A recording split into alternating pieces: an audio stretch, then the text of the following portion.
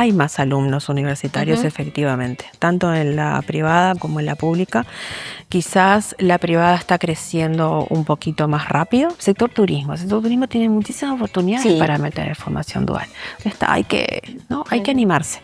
Y las empresas tienen que tomar el tema también, ¿no? Hay un tema de costos estructurales muy significativos y hay que hincarle el diente. Y hay muchísimo diagnóstico. Claramente hay poca inversión porque quizás el empresario está evaluando. ¿No? Está evaluando, ¿lo tengo que hacer este año o tengo que esperar un poco más para ver qué está pasando?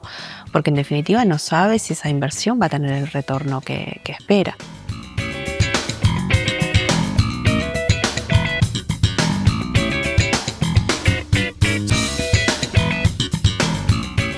Este espacio es presentado por Claro Empresas Soluciones Corporativas. Empresarios de Acá se realiza en el Hotel NH Montevideo Columbia. Tus metas necesitan una estrategia clara. Invertí con el mejor asesoramiento del mercado. Invertí con Balance. Número 1 en inversiones. Bienvenidos a Empresarios de Acá, como siempre es un placer recibirlos por la pantalla de NSTV, Nuevo Siglo Cable. También nos pueden acompañar en nuestro canal en YouTube, nos encuentran como Empresarios de Acá y en todas las redes.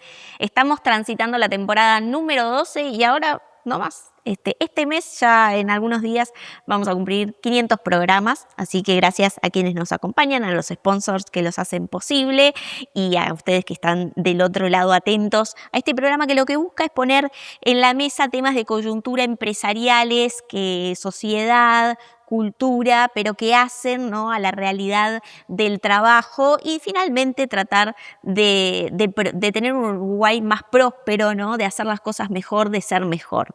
Eso intentamos, por lo menos darnos un momento para pensar, para analizar, para argumentar.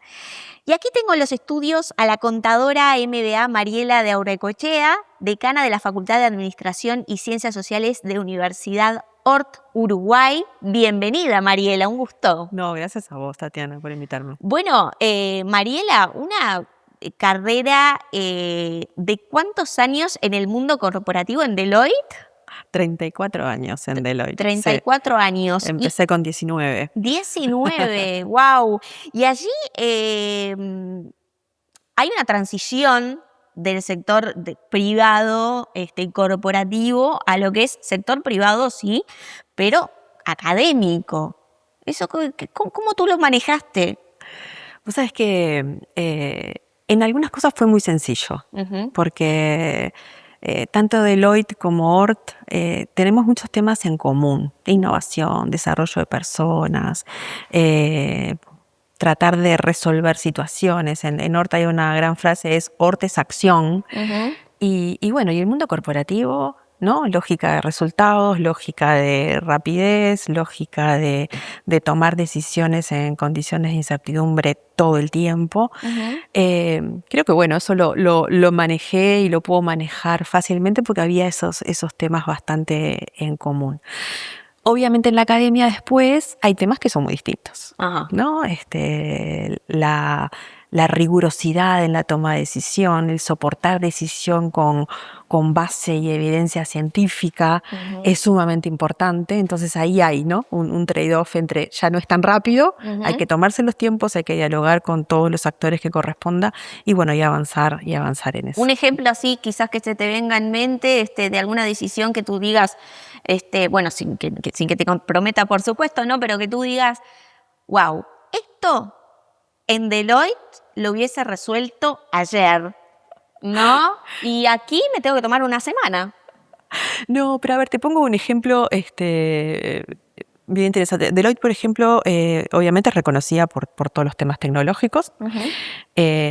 Nosotros tenemos tecnología aplicada en las clases desde hace muchos años con tecnología HyFlex, que lo que permite es la hibridez en la enseñanza, ¿no?, desde distancia, clase, profesor, y eso ocurra en un ambiente muy transparente y normal para el estudiante. Pero bueno, estábamos cuestionándonos si esa tecnología y ese uso de esa herramienta, al no tener la presencialidad del estudiante en clase, estaba logrando los resultados adecuados. Y bueno, y eso en la academia llevó muchísimo tiempo realizarlo, ¿no? Encuesta con estudiantes, análisis con los docentes, investigación, etcétera, etcétera. Capaz que nos tomó una cantidad de meses. Capaz que en el ámbito profesional hubiéramos dicho, no, ya está, la tecnología está comprada, la vamos a usar y seguimos para adelante. Qué interesante, ¿no? Saber un poco con eso, cómo también uno se va adaptando, obviamente, a las nuevas realidades, pero tratando también, me imagino, de calmar ansiedades internas, ¿no? Para la toma de decisión. Pero me venía bien el parate. ¿La academia está logrando acompasar el ritmo del mercado o hay un desfasaje? A ver, siempre existe un desfasaje. Hoy el mercado y el contexto cambia todo el tiempo. Y fíjense, los últimos años son todo el tiempo noticias y entonces hay un desfasaje. El tema es, ¿con qué velocidad podemos adaptarnos, ¿no? A ver, creo que estoy muy orgullosa de que en la universidad, nosotros decimos que nuestro proceso de gestión de la currícula, por ejemplo, es un sistema vivo. Todos los años nos estamos cuestionando qué hacer, qué cambiar, qué modificar, qué traer nuevo. Las generaciones cambian también. Claro. Entonces hay que adaptar modalidad de aprendizaje, hay que traer casos distintos, y eso es todo el tiempo. Entonces no me preocupa tanto el desfasaje, porque va a haber un delay. El tema es que demos una respuesta lo más cercana posible. Allí te pregunto, porque hay un crecimiento acelerado de lo que es la educación privada universitaria, ¿es un efecto de sustitución de lo público por lo privado o es un efecto de un ingreso de que hay más alumnos universitarios efectivamente? Hay más alumnos universitarios efectivamente, tanto en la privada como en la pública. Quizás la privada está creciendo un poquito más rápido. Este año sí, las diferencias porcentuales son notorias. También todas las privadas estamos creciendo. Creo que tiene que ver con, ahí sí quizás la velocidad del ambiente privado de lanzamiento de nuevas carreras, adaptación de las currículas. Hemos mejorado muchísimo infraestructura, hemos mejorado muchísimo en modalidades de aprendizaje, en seguimiento a los alumnos. Entonces, sí, los estudiantes y sus padres sobre todo, plantean, tomo la decisión de invertir porque sé que van a tener un buen desarrollo. Y a ver, por ejemplo, en ORT el 97% de los estudiantes universitarios están empleados, salen con empleo ya desde la universidad. Claro. Entonces, eso también es un valor en sí mismo. Se habla mucho de la inteligencia artificial, por supuesto, y demás, y creo que es más digo esto a título personal, la nube que genera de lo que efectivamente podemos empezar a bajar a tierra con tiempo y entender de a poco, ¿no? Bueno, ahí sí que no hay de a poco, ni con tiempo. Sí, claro, pero lo que pasa es que siento que genera como una nube en la cual si uno no lo toma de repente como, ¿para qué? Con el para qué definido, es como que capaz que te metes en un mundo que, obviamente te va a servir, pero no todo, ¿no? Como que uno tiene que discernir qué le sirve. En la educación y ante este fenómeno, ¿ven la necesidad de potenciar el pensamiento crítico? Sí, claramente. Sí, claramente. A ver, quizás un poquito antes. Realmente inteligencia artificial es un fenómeno disruptivo, muy significativo. Está avanzando a pasos agigantados y rápidos y con una velocidad que a veces nos es difícil de procesar. Capaz que siento un poquito contigo en decir, no, hay que atacarlo. Sí, hay que atacarlo. Te diré que todas las profesiones están impactadas, no hay ninguna que quede afuera. Entonces, cuanto más rápido puedas estar en conocimiento más adaptable y más resiliente y más sostenible vas a poder ser en el mercado de trabajo o en tu vida, digamos.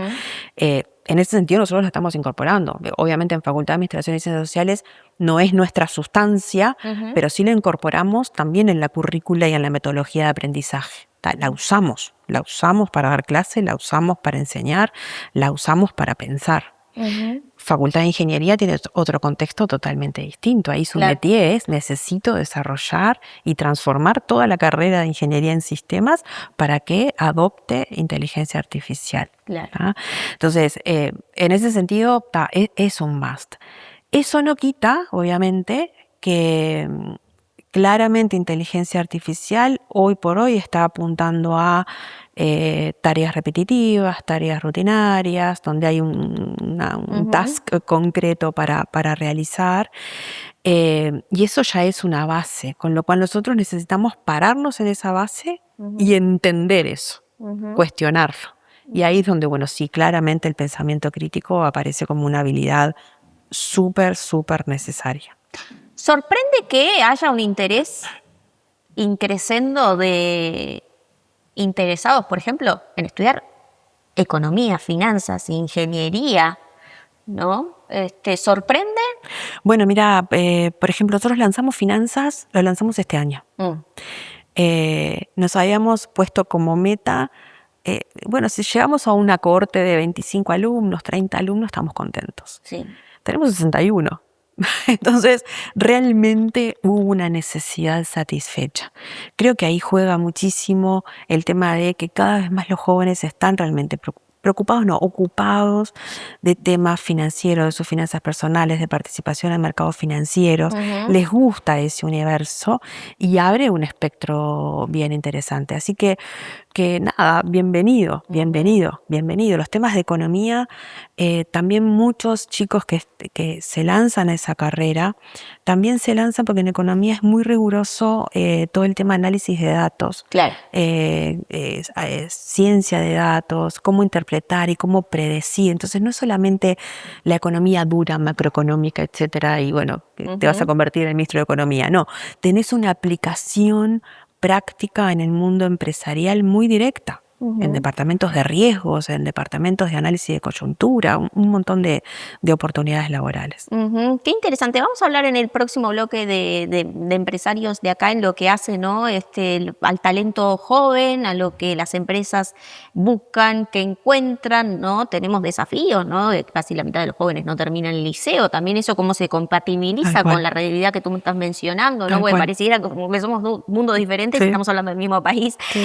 Pero bueno, vamos a seguir hablando con la contadora MBA Mariela de Aurrecoechea, que es decana de la Facultad de Administración y Ciencias Sociales de Universidad Ort Uruguay. Vamos a una pausa. Betel, única cadena de centros de estética y spa del Uruguay. GSS, única empresa en Uruguay dedicada al Facility Services. Limpieza, seguridad, outsourcing de personal y mantenimiento. Conozca más en www.gss.com.uy. Agregamos valor a las empresas.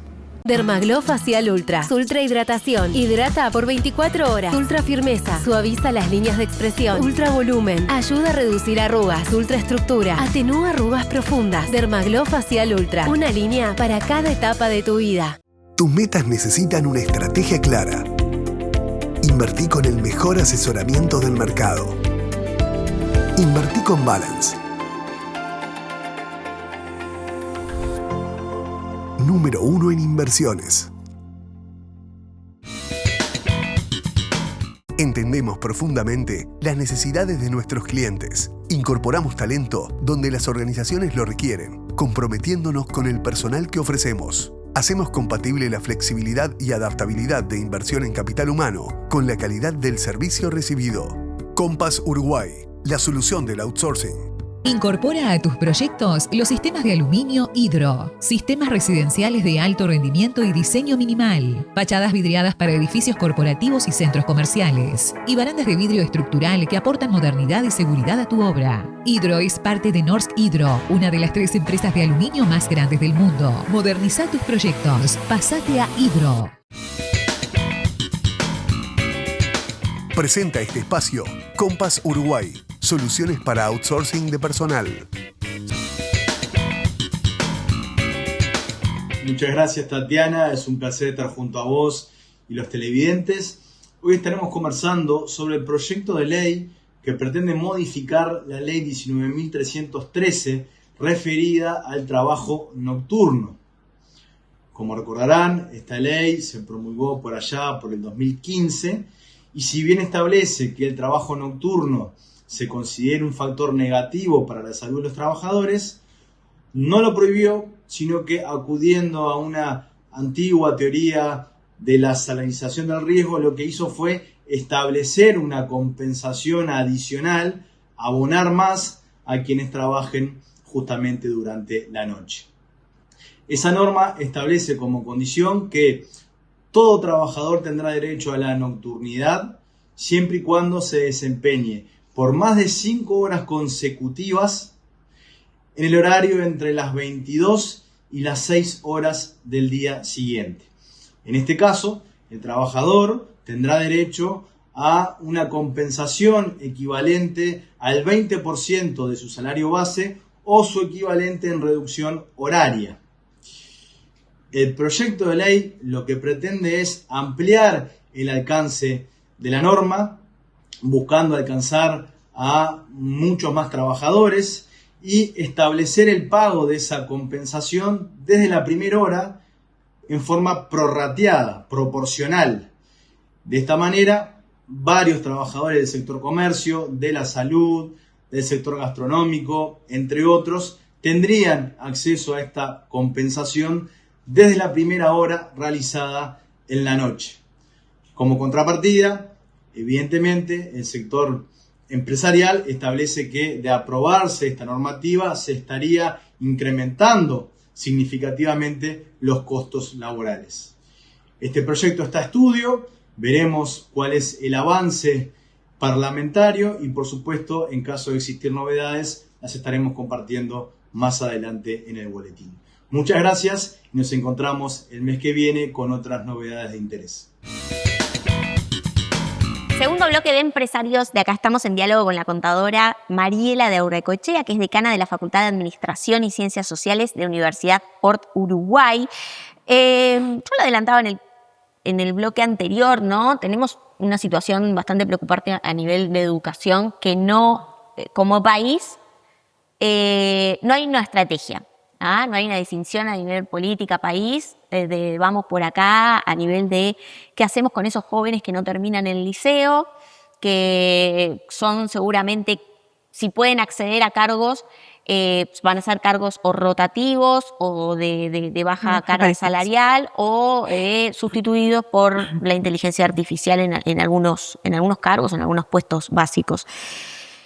¿Eso cómo convive, no?, con lo que hace o cómo entiendes que convive con la necesidad de las empresas, ¿no? Porque hablamos contigo un estadio del revoque fino, que es la formación universitaria. Ya llegar a la universidad es, tener un proceso básico. Pero ¿cómo tú ves esa discusión, no? Porque, y quizás también por los jóvenes que ingresan a la universidad con ciertos conocimientos que tú los ves un poco bastante por debajo de lo que espera. Sí, a ver... Te planteé muchos temas, sí, pero... Sí, pero no. Capaz que empiezo por el último. A ver, los jóvenes son los que son. Uh-huh. Y entran como entran. Uh-huh. Ahí nuestro deber es tomarlos y realmente incidir y transformarlos. Uh-huh. O sea que sí nos pasa... y nos pasa a veces, tenemos muy bien mapeado los jóvenes de diferentes contextos, diferentes colegios, etcétera, y tienen diferentes habilidades y tienen diferentes bases. ¿Diferente público el privado? No, depende. ¿Depende cuál? Depende cuál, depende de Interior Montevideo. Ajá. Depende. ¿Cómo viene el Mira, Interior por ejemplo, Montevideo? una de las primeras cosas que hice cuando entré como decana es firmar las becas. Ajá. Y las primeras fueron las de excelencia académica. El mayor puntaje de beca de excelencia académica se lo di a un chico del liceo número 1 de Florida, público. Se sacó 100% en la prueba. La prueba es dificilísima. Yo creo que hoy la hago y no sé si la paso. Sí. Y es dificilísima. Entonces, depende. Claro. Depende. Entonces, a lo que apunto es, la universidad tiene que reconocer esa diversidad, tiene que reconocer los diferentes contextos y obviamente en los primeros años seguramente hacemos mucho esfuerzo en nivelar. Uh-huh. Y creo que lo logramos. Claro. Nosotros logramos nivelar a esos estudiantes. Entonces, a eso no le tengo un poco de temor, ¿no? Porque bueno, es lo que tenemos que hacer, es nuestro trabajo, es nuestra responsabilidad. Sí planteaste un tema desafiante y es liceo.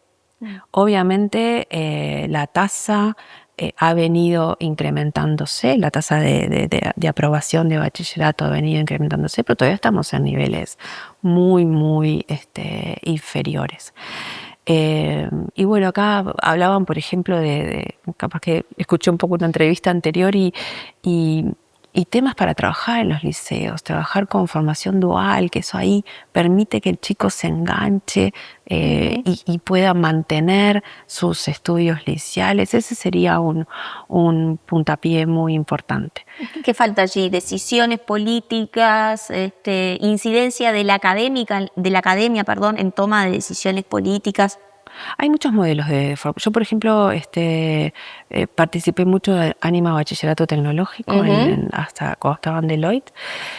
Anima es un modelo excelente de formación dual y hay otros, pero hay mucha posibilidad de replicar. El tema es en dónde lo aplico. Claro. Ahora, por ejemplo, creo que CERE sacó un estudio reciente de, sector turismo. El sector turismo tiene muchísimas oportunidades para meter formación dual. Entonces hay que animarse. Y las empresas tienen que tomar el tema también, ¿no? Porque el modelo de formación dual para las empresas es beneficioso, pero también implica costos, y no costos monetarios, sino costos de uno cuando entra un aprendiz necesita acompañarlo. Entonces, para repasar, ¿cómo sería el proceso de formación dual? Yo te digo, Mariela, yo tengo 16 años y quiero ser, ojalá, y quiero, probar esta posibilidad de formarme dualmente en una empresa de la industria del plástico. Sí.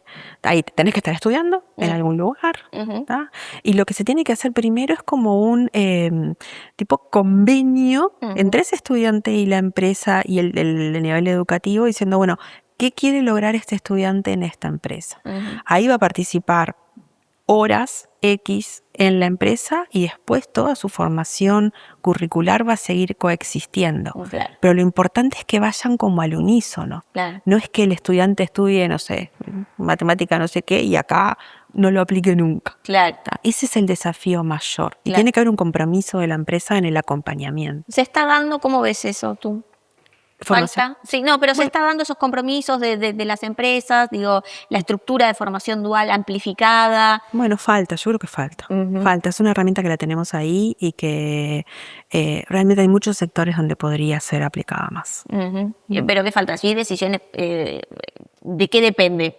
Porque esto es obviamente bajo la órbita de lo que es el Ministerio de Educación. Sí, pero ahí está, está en EFOP también vinculado, nada, y yo creo que también es mucho tema de entender cómo el beneficio que la empresa pueda tener teniendo aprendices desde el principio. No es atractivo quizás.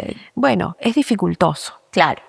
O sea, porque tenés que invertir tiempo y aprendizaje con ese chico. Sí. Y habilidades que hoy en los perfiles profesionales entiendes que se están valorando muchísimo más en las empresas que quizás hace 10 años o 15 años no, y que, no sé, lo pregunto, en la academia no sé si se aprende, porque muchas veces decimos, bueno, pero yo me formé y para esto no me prepararon, ¿no? Sí. Sí, a veces capaz que priorizábamos mucho los temas de conocimiento técnico, que son muy importantes, obviamente. Porque y no es me la base, sé vender como profesional. Pero no tenés comunicación oral, no tenés comunicación escrita, no te sabes presentar una entrevista de trabajo, no sabes trabajar en equipo, no tenés pensamiento crítico, no manejás bien la frustración. Hoy los chicos esos temas les cuesta. El tema de resiliencia, ¿no? El tema de salir adelante y seguir buscándole la solución. Todas esas habilidades más blandas e interpersonales creo que hoy son las que los empresarios más buscan. Y tiene su lógica, porque a ver, conocimiento técnico. Está bárbaro, yo saco un contador hoy sabiendo todas las normas contables, de la P a la PA. El año que viene cambiaron la mitad. Claro. Entonces, yo sí necesito enseñarles que aprendan las normas, pero lo más importante que les tengo que enseñar es cómo aprender a aprender y estar todo el tiempo actualizado. Le enseño una herramienta.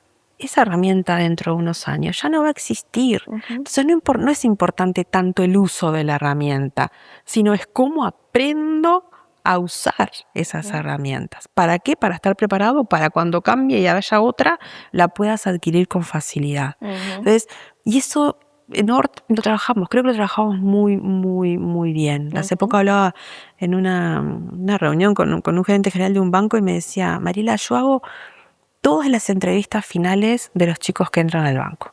Me gusta. Y me dice, los chicos de ORT son distintos. No son tan teóricos, van a lo práctico, hablan, se comunican, tienen como apertura en el diálogo. Yo salí. Sí, maravilla. No salías por la puerta. O sea, chicos, ¿qué pasa? Se achicó la salida acá. Total, pero eso es parte. ¿Ah? Claro. Bueno, qué interesante lo que tú me dices, ¿no? Porque es no menor. Porque yo recuerdo, mi bachillerato fue en Buenos Aires, pero me acuerdo que yo hice un bachillerato de Economía y Gestión de Organizaciones, nada que ver. Y tenía una materia que era la más infravalorada por todos, que se llamaba Educación Laboral. Y nos preparaban para escribir en hojas, desde 100 renglones, mecanografía, pero en computadora, aprender a hacer un currículum vitae, asistir a una entrevista de trabajo, nos conseguían pasantías, nos decían cómo vestirnos, cómo presentarnos. Y yo digo, ¿esto para qué? No, tal cual. Cuando yo empecé a buscar trabajo, yo dije, esta es la materia que me sirvió. No me acuerdo de una fórmula matemática, pero de esto me acuerdo. Entonces, yo me acuerdo de eso y de repente uno lee, ve lo que pasa con el mundo de los jóvenes. Y como que le da la sensación como que eso cuesta un poco, no sé, ¿a ti qué te parece? A ver, te doy ejemplos y capaz que extrapolándolo a hoy. Nosotros hoy, por ejemplo, para los chicos, tenemos talleres de LinkedIn, y se los damos, no son como materias, digo, y realmente participan todos. Claro.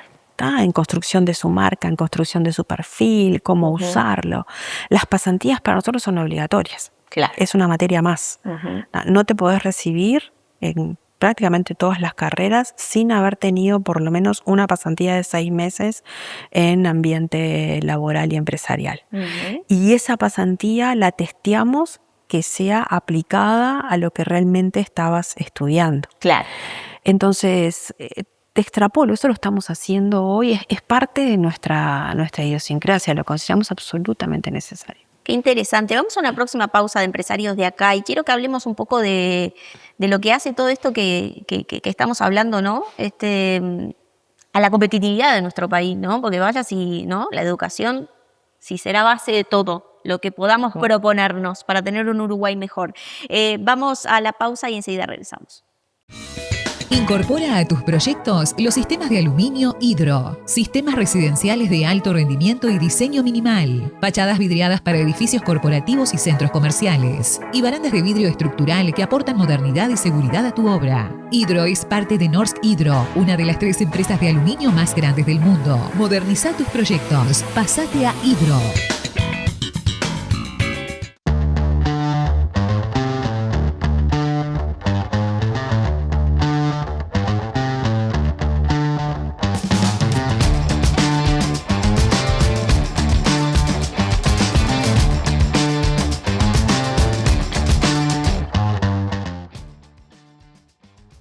Sobre la Rambla de Malvin nace Capt View, un proyecto exclusivo de 5 residencias únicas, con doble orientación, espacios generosos y detalles de categoría, donde la arquitectura se integra con el paisaje. Un lugar para quienes buscan privacidad, excelencia y el privilegio de vivir frente al mar.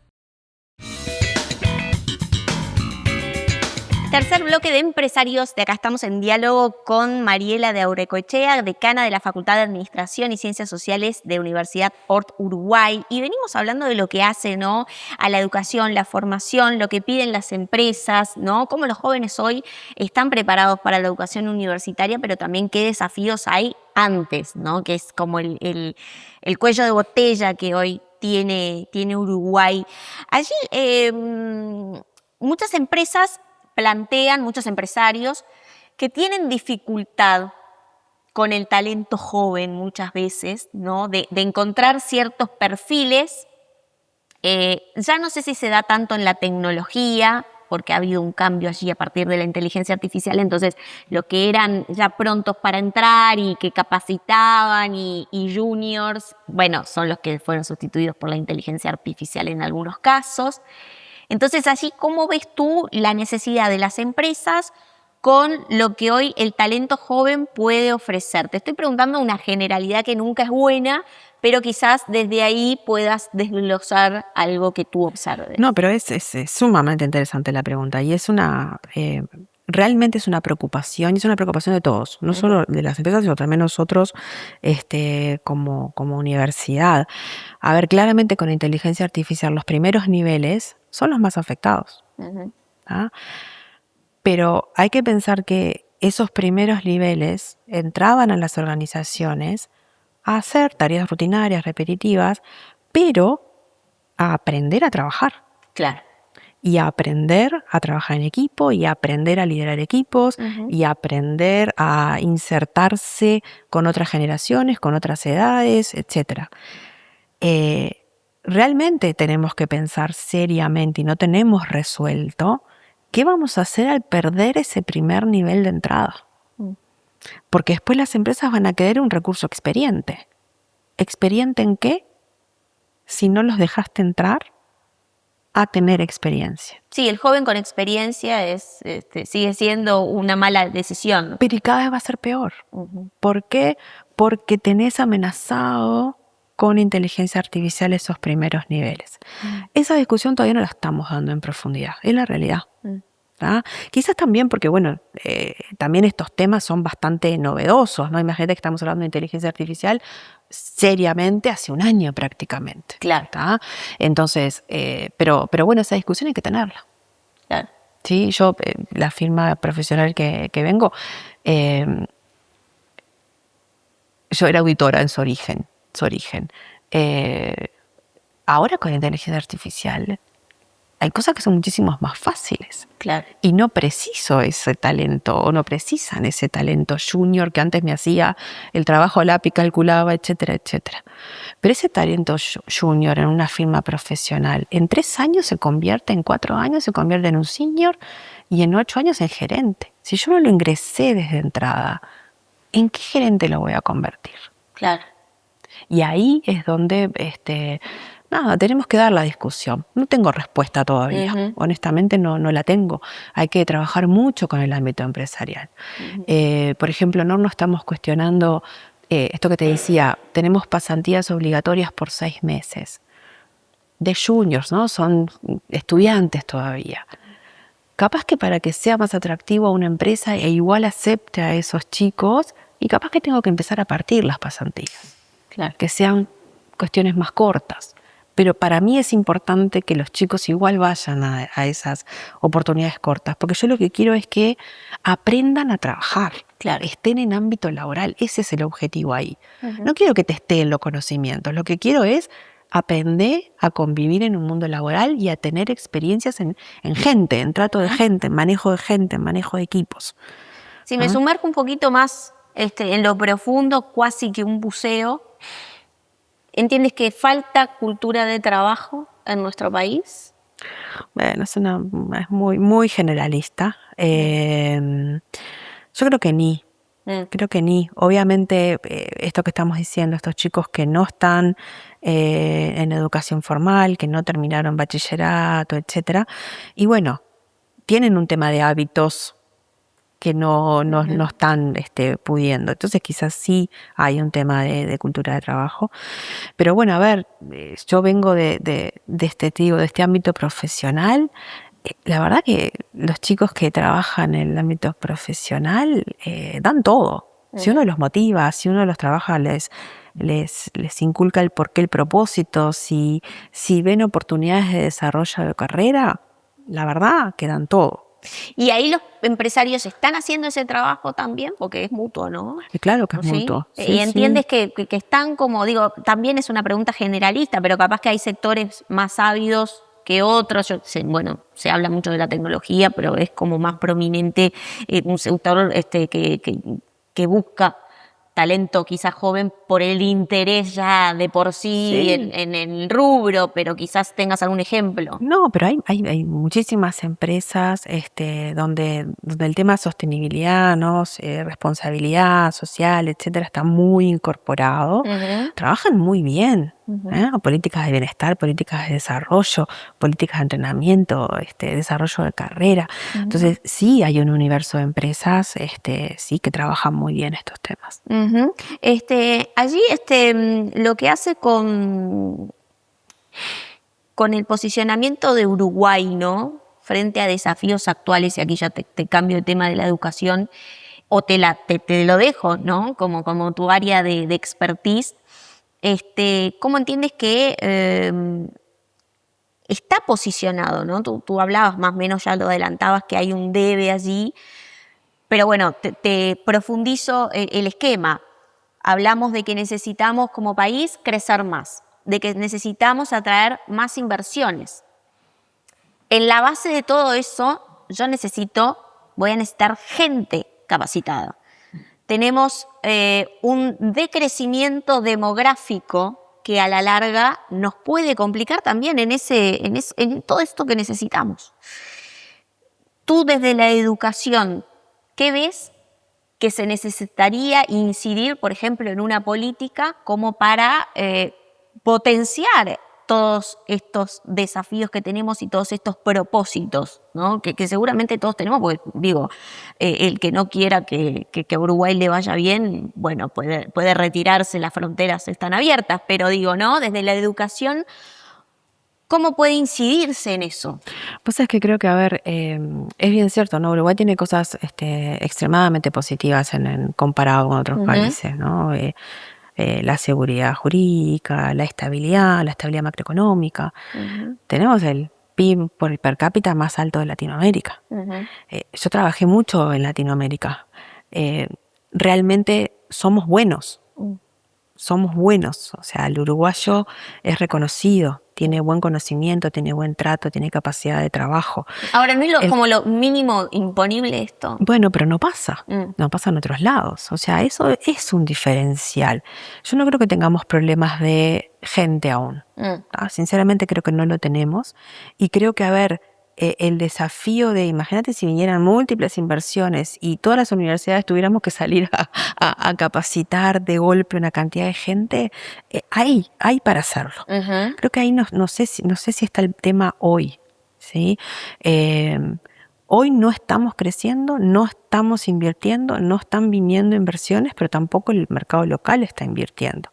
Yo creo que hay un tema de costos estructurales muy significativos y hay que hincarle el diente.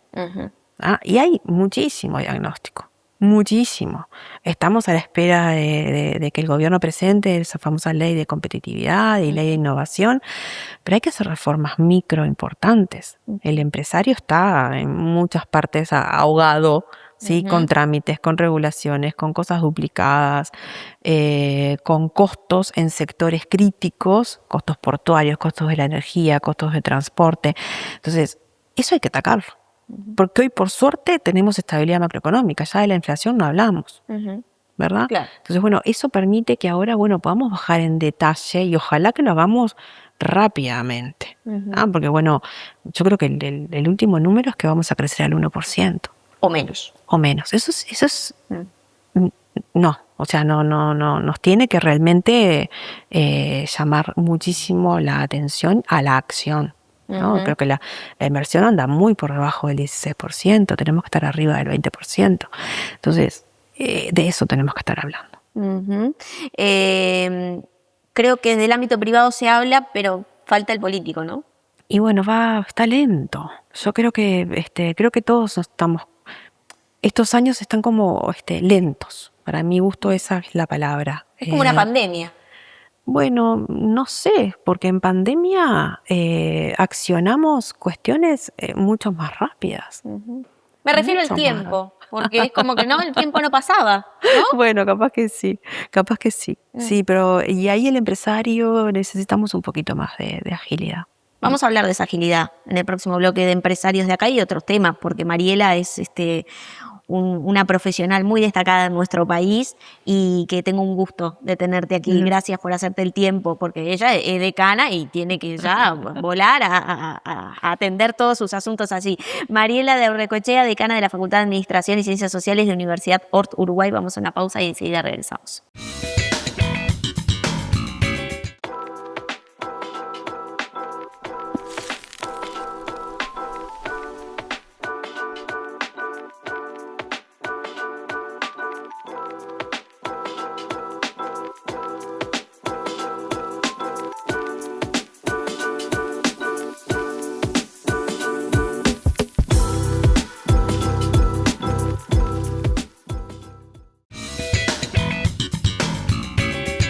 Último bloque de empresarios. De acá estamos en diálogo con Mariela de Aurrecoechea, que es decana de la Facultad de Administración y Ciencias Sociales de Universidad Hort Uruguay.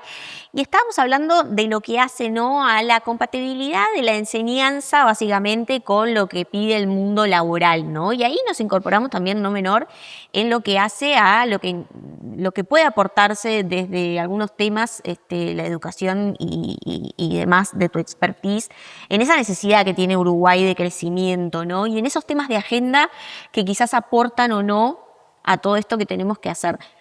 Y tú bien decías, ¿no? Falta, diagnóstico no falta justamente, pero falta acción. Y allí, ¿cómo entiendes que el empresario hoy se posiciona a esta falta de acción, a la inacción, ¿no? Porque el empresario quiere empujar y hay cosas que no se terminan de resolver, discusiones de hace 30 años. Sí. Bueno, pero quizás, a ver, lo que estamos también notando y que quizás también hay un poco de inacción del empresario. A ver. Y con criterio, o sea, ¿por qué no invertimos? O sea, el empresario para invertir necesita ciertas condiciones de certidumbre, por más que, ¿no?, un empresario maneja decisiones en contexto de incertidumbre todo el tiempo, eso que hablábamos de la seguridad jurídica del país, de la estabilidad macroeconómica, pero claramente hay poca inversión porque quizás el empresario está evaluando. ¿No? Está evaluando, ¿lo tengo que hacer este año o tengo que esperar un poco más para ver qué está pasando? Porque en definitiva no sabe si esa inversión va a tener el retorno que espera. Entonces creo que estamos como teniendo una especie de círculo vicioso, ¿no? O sea, no agilitamos las reformas micro que tenemos que hacer y eso impacta necesariamente en la decisión que está tomando el empresario de no inversión. Y así como ves, como digo, a nivel local, ¿qué es lo que falta para potenciar, ¿no? Porque básicamente quizás es un tema de toma de decisiones, de gestión, a nivel empresarial, que no lo deja avanzar, digo, más allá teniendo en cuenta el contexto. Pero digo, Uruguay, que no quede como Uruguay es un país imposible, porque todo lo contrario, ¿no? No, claramente. Pero a lo que voy es que ¿qué le falta allí al empresario? No, claramente, a ver, hay sectores con muchas oportunidades y siguen tomando decisiones. O sea, Uruguay, país agroexportador, va a ser y va a seguir siendo, y el sector agroexportador es sumamente dinámico, obviamente con coyunturas muy especiales en determinado momento, ¿no? Pero va a seguir existiendo el sector celulósico, forestación, el sector turismo. Tuvo un desempeño en crecimiento muy bueno este año, pero se están diciendo que con poca rentabilidad. Entonces, no, hay sectores muy significativos. El sector de servicios globales y de tecnología, por más que estamos desafiados con temas de inteligencia artificial, también es un sector sumamente importante para Uruguay. Entonces, sí, hay oportunidades. Obviamente, las dimensiones del mercado local para empresas locales, con la población que tenemos, son complejas. Entonces, sí, los empresarios que están en el mundo empresarial tienen que estar pensando siempre en el mercado exterior. Claro, tenemos el mundo. Claro, sí, claro. Pero bueno, y ahí también la inserción internacional, empezamos con atisbos, ¿no? De convenios, etcétera, el Acuerdo de Unión Económica Europea, pero hay otros muchos más que deberíamos poder avanzar y se necesita avanzar para que ese empresario logre insertar sus productos en el mercado externo. ¿Sentís que en estos momentos Uruguay está, o lo pregunto mejor, el sistema político en Uruguay está descuidando algo de nuestro país que puede afectar lo que son inversiones, lo que son imagen país, lo que es este desarrollo que nosotros necesitamos, económico? Pregunta difícil. Sí. A ver, te soy honesta, las últimas noticias, por ejemplo, del tema de las repercusiones del diálogo social, lo que está pasando, creo que eso no son buenas noticias. No sé en qué va a terminar, porque no hemos visto ningún todavía legislación o ley o que se quiera presentar.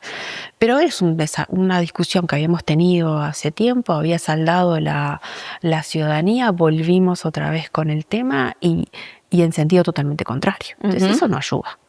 Y eso es parte también responsabilidad del sistema político. Claro. Entonces, bueno, hay que tomarlo. Creo que también quizás a mí me gustaría que se discutan temas estratégicos a nivel político. ¿Como por ejemplo? Y a ver, el tema dimensiones de nuestra población y estructura de nuestra población es un tema que tendríamos que estar discutiendo. Somos 3,5 millones, no crecemos, población envejecida, no hay nacimientos. No hay política de natalidad. Entonces, bueno, tenemos que hablar del tema, pero tenemos que hablar del tema seriamente. ¿Sí? ¿Qué vamos a hacer? ¿Vamos a fomentar políticas de migración? ¿Qué vamos a hacer? Porque los temas culturales de cambio de natalidad no son de un día para el otro y realmente yo sinceramente creo y personalmente no creo que por ahí revirtamos el tema. ¿No? Estamos muy acostumbrados a tener pocos hijos. Claro.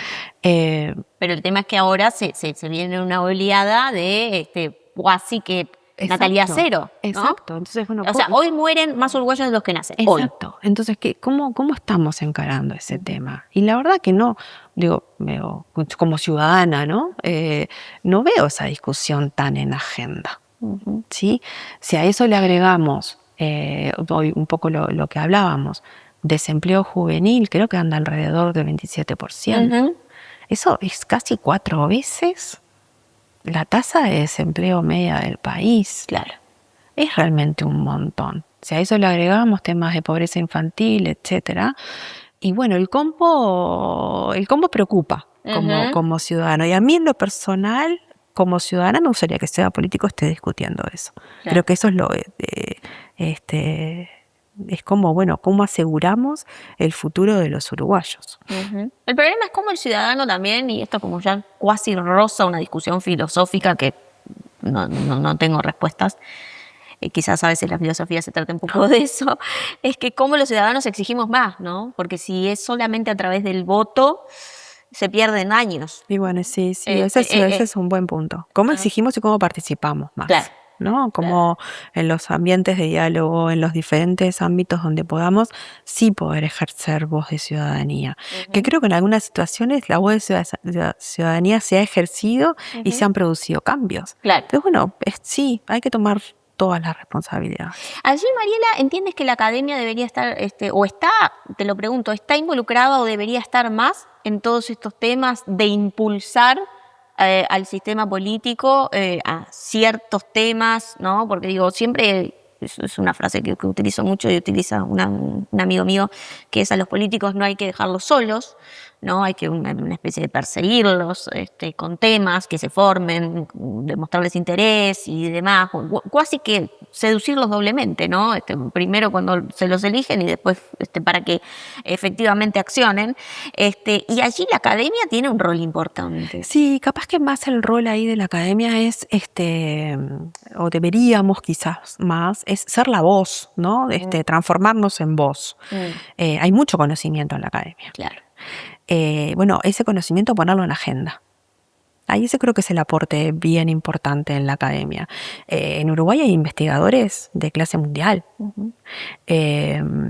Bueno, hay mucho trabajo de investigación que podríamos y debemos ponerlo al servicio. Al servicio político, al servicio de ciudadanía, al servicio de las empresas. Y ese es un deber nuestro. Yo quizás cuando entré en Nord, y eso sí es muy nuevo para mí, obviamente en la actividad profesional la investigación no existe, o sea, Claro. es mínima. Y me descubrí un mundo maravilloso. Realmente investigadores que aportan mucho conocimiento. Pero ¿qué pasa también? Esos investigadores, terminan publicando en determinadas revistas que se terminan leyendo por otros investigadores, pero ¿cómo aterrizamos ese conocimiento que se crea a la realidad? Digamos, no está en la mesa de decir, bueno, imagino una mesa en torre ejecutiva en vez de un Exacto. consejo de ministros, consejo Exacto, de consejo ministros consultivo de qué, políticos académicos. Y vamos a resolver la reducción de la jornada laboral. por ejemplo. Eso no pasa. No pasa en todas las actividades. No pasa. A ver, cuando tuvimos el GACH es un ejemplo maravilloso, ¿no? De realmente aporte de ciencia, aporte de investigación a construcción de política pública. Entonces, bueno, sí, hay que seguir trabajando. Y ahí sí la academia tiene mucho para aportar. ¿Están habidos quizás de los colegas? Sí. Sí.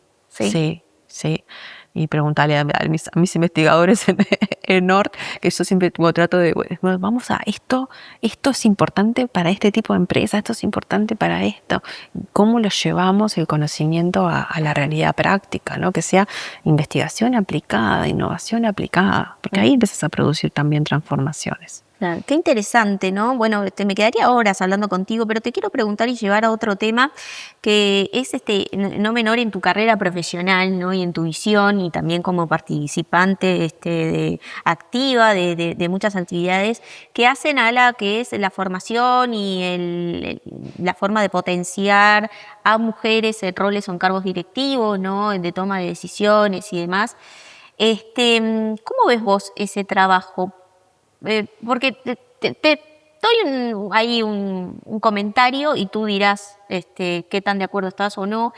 Me da la sensación muchas veces que son encuentros muy valiosos donde se potencian las mujeres y se apoyan y se tratan de dar respuestas a situaciones y formas de manejarse ante ciertas situaciones, pero que mucha de la cosa queda ahí, ¿no? Y que a veces están entre mujeres y que no incorporan a los hombres. Y queda entre mujeres. Sí, tenés toda la razón. A ver, en Uruguay es crítico el tema de la mujer en posición de liderazgo. No es crítico la mujer en el ambiente laboral. Sí, en el ambiente laboral es prácticamente mitad y mitad, estamos bien. Pero sí en posiciones de liderazgo es crítico. Hay pocas mujeres gerentes generales. Yo pertenezco también a una organización que se llama CUGO, Círculo Uruguayo para la Gobernanza de las Organizaciones. CUGO hicimos un estudio hace 2 o 3 años y solo el 6% de los miembros de directorio en empresas son mujeres. ¿No? Entonces no estamos en el nivel alto de decisión. Y bueno, ahí también está muy estudiado, pero claramente depende mucho de las organizaciones, de la voluntad que tengan las organizaciones en realmente incorporar el talento femenino en posiciones de liderazgo. No soy partidaria de la ley de cuotas, pero bueno, a veces digo, ¿por qué no habrá? Pero no, hay mucho que trabajar. En Cubo, por ejemplo, hicimos ahora un código de buenas prácticas. Y el tema de diversidad está puesto sobre la mesa. O sea, realmente si una empresa quiere tener buenas prácticas de gobernanza, y bueno, sí, tiene que cuestionarse diversidad. Diversidad en el sentido de incorporar a la mujer. Y mujer y también diversidad en sentido amplio, ¿no? Diversidad de perfiles. Sexual. No, o de perfiles, sí, o de perfiles, o de competencias, o de edades. Pero sí, yo creo que es más, opinión personal. Inclusión es darle una oportunidad de repente a una persona de 50 años. Claramente.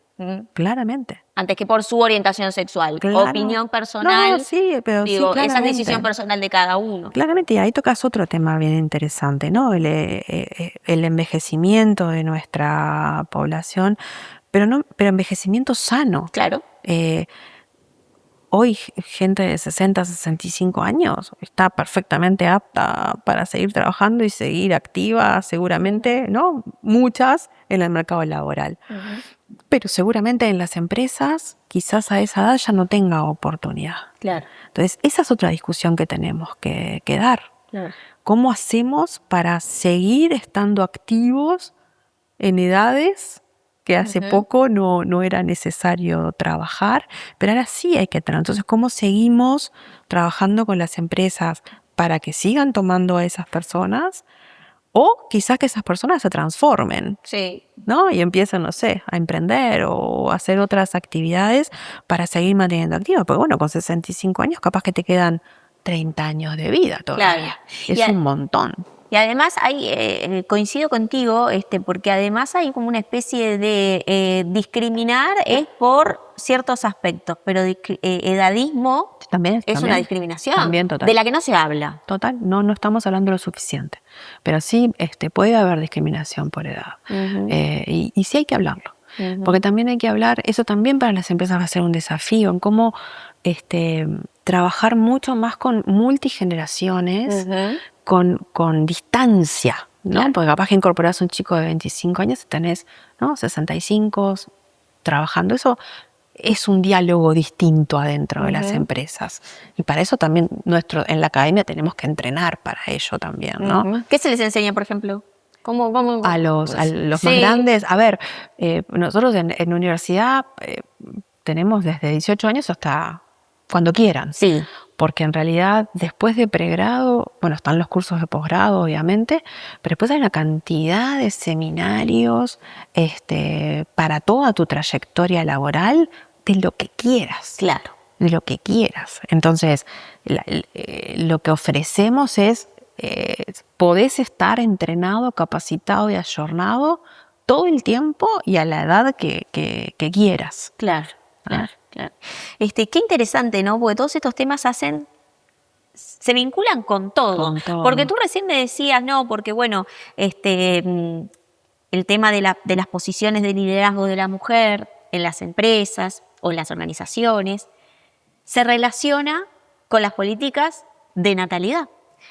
Y mira por qué te lo traigo. El otro día conversando con una amiga empresaria, y en su rubro la mayoría son mujeres, pero le pasa de ir a exponer ante otros empresarios y decir, lo que pasa es que también la mujer tiene el problema o la dificultad de que cuando quiere tener más hijos o tiene hijos, no hay un sistema de cuidados de repente, o no está preparado como el sistema como para decir, bueno, ¿quién se encarga de mi hijo?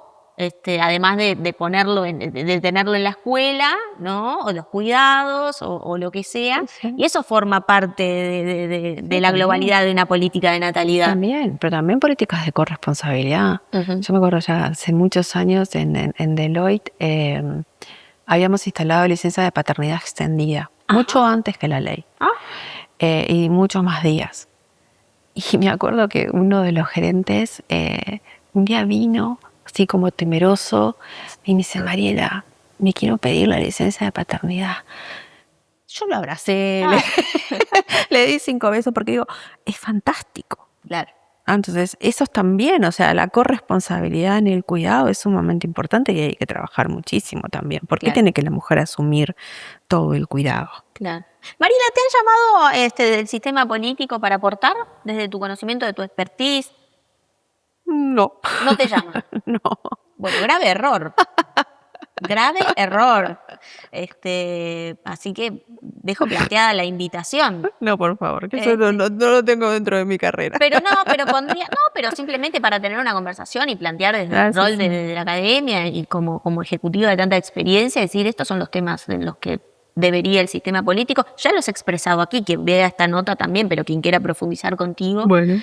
Siempre es una pregunta que hago y que me llama la atención, ¿no? Si recurren, porque yo, por ejemplo, siendo política, buscaría asesorarme con los mejores ¿no? No hace falta que yo sea el mejor como político, ¿no? Pero asesorarme de los mejores me hace tomar mejores decisiones y aportar para lo que finalmente yo estoy. Pero bueno, te metí en un brete mal. Apagá el celular después de esta entrevista. Contadora Mariela de Agroecoechea, ¿algo que quieras agregar y que no te haya preguntado? No, pero no, capaz que sí, un tema es que yo muy optimista, hablamos muchos temas que faltan, ¿no? Pero creo que también hay muchas oportunidades. Sí, entonces, por supuesto. Muy optimista de todo lo que está pasando y bueno, hay que agarrar y meter para adelante. Es que la idea del programa es, de repente a veces puede sonar un poco diagnóstico, un poco negativo, pero la idea es también concientizar de que esto está pasando para tomar una decisión, ¿no? Sí. Para ser mejores. O cómo puedo ser alguien que está del otro lado, cómo puedo ser yo para ser mejor en mi empresa. Puedo capacitarme, puedo esto o lo otro. Total. Impulsar y motivar y empujar, ¿no? Total. Ojalá que ese es el objetivo, pero ojalá que se logre, por lo menos en un granito de arena, y contigo acá, que mejor. Somos unos privilegiados. Bueno, el diálogo que he tenido hoy aquí en este programa es con Mariela de Agroecoechea, que es decana de la Facultad de Administración y Ciencias Sociales de la Universidad Hort Uruguay. Gracias por venir. Gracias por invitarme, Tatiana. La contratapa de hoy es presentada por GSS Facility Services, soluciones de gestión en servicios complementarios para empresas.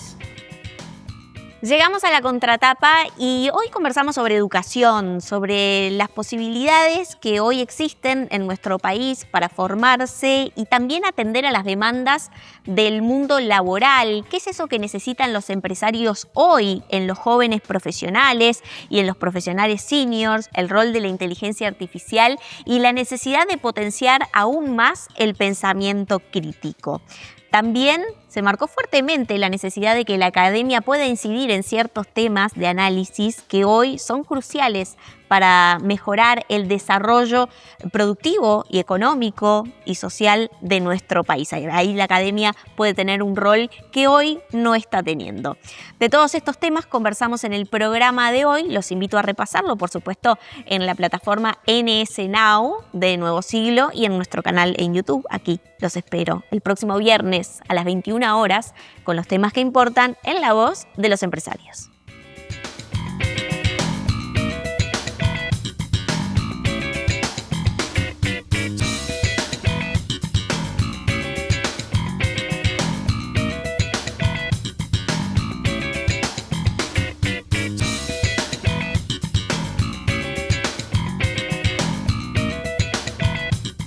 Este espacio fue presentado por Claro Empresas Soluciones Corporativas.